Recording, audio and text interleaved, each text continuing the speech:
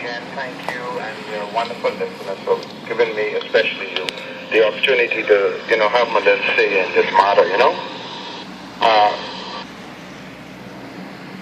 Member of Parliament Rollins. I want to encourage his spirit. I want to encourage his spirit today.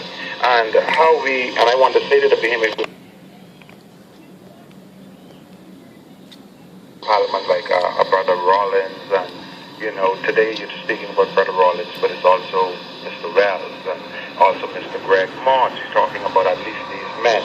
And I too am very proud of Mr. Moss and Mr. Wells and, Dr., the good doctor. However, Steve, I just want to mention, something you taught us and brought by bringing to our attention in respect to a statement that the Minister of Immigration made in regards to trusting him or trusting them. We're speaking of the collective governance in regards to that cabinet. That is absolutely egregious, absolutely in contravention in respect to their many of their policies and policies of national importance.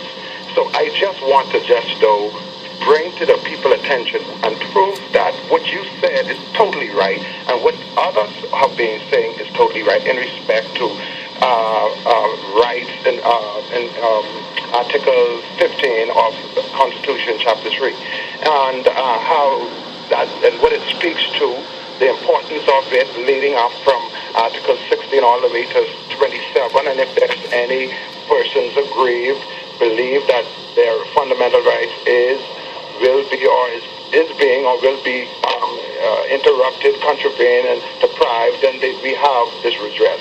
But what was brought to our attention that many of us were not knowledgeable about is, of course, just to bring a case to court, you have to, in this case, you have to have lawyers, and for many of us out here does not know how to go about certain things, and then to appeal a case that was $25, now $500. Well, you said pretty much this yesterday. I understand you, and you're right about it.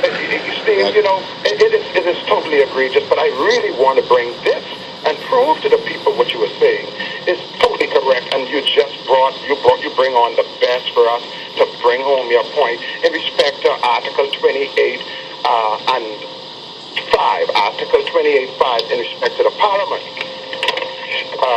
The Parliament may make laws to confer upon the Supreme Court such additional or supplementary powers as may appear to be necessary or desirable for the enabling the court more effectively to exercise the jurisdiction conferred upon it by paragraph 2 of this article, and may make provision with respect to the practice and procedure of the court while exercising that jurisdiction.